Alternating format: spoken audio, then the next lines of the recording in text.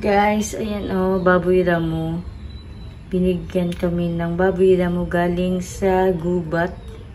Yan, prutas at saka damo lang daw ang kinakain yan, and malinis daw yan kasi prutas at damo lang kesa sa baboy dito sa city na yun, alam niyo na kung anong kinakain. Ito malinis ito, and masarap daw itong baboy ramo adobong tuyo na may sili. So nagigising ko lang guys, so lutuin natin ito. Palambutin ko muna sa pakuluan hanggang sa lumambot. So ayan, samahan niyo ako guys. So ayan, pakuluan na natin, palambutin natin ng gusto bago natin i-adobo. Takpan natin guys. So ayan, kulong-kulo na and napakalambot na ng karne. So 30 minutes natin yung pinakuluan. So, ayan. Nalaga na natin ang ating baboy ramo. Then, malambot na siya guys. Kaya, iwa-iwain natin ng ganitong size para i-adobo natin. Adobohin natin guys. Masarap itong baboy ramo. Yummy ito siya guys. Kasi ito siya, healthy na meat. Wala siyang taba. Ito ang maganda sa baboy ramo guys, kasi ang baboy ramo is walang taba, puro karne yan siya. So unlike sa isang karne ng baboy is may taba yun siya. Ito, ang baboy ramo is pure meat yan. Wala yan halo. So kaya ito, malambot na siya.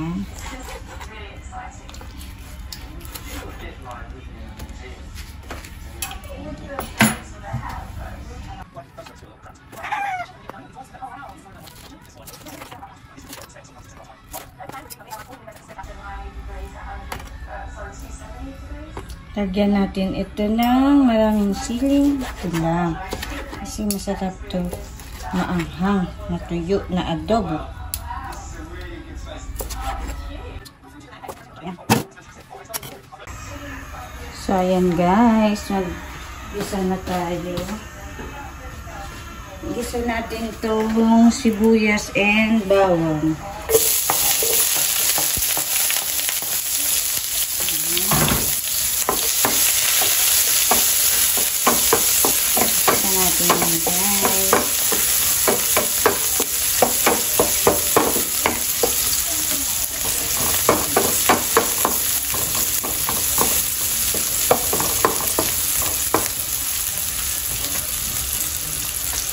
Then, lagay natin ang baboy ramo. Ayan.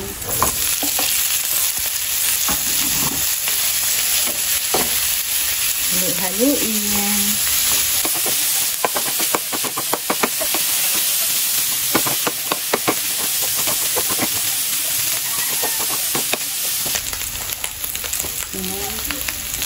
Lagyan ng suka.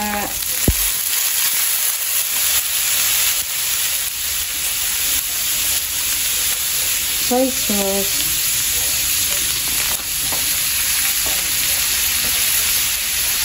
Then, pamintang durog. Dahon ng laurel.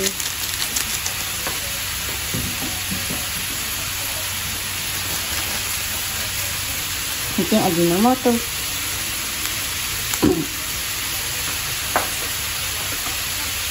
Konting tubig. Ayan, haluin. Ayan, ayan lang natin yan siya guys.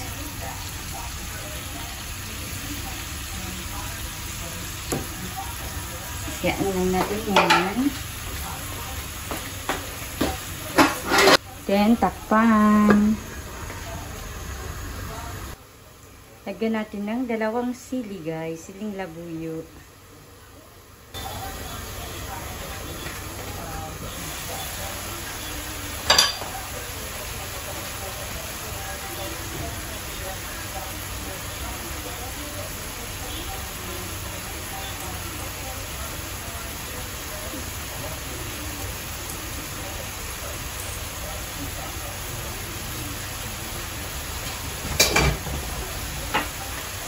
Ayan, may siling na buyo na. Luhiin lang.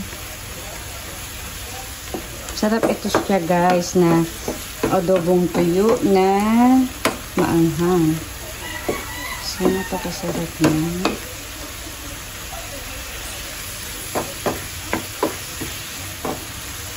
Yan. Kayaan lang natin yan. So, takpan natin ulit.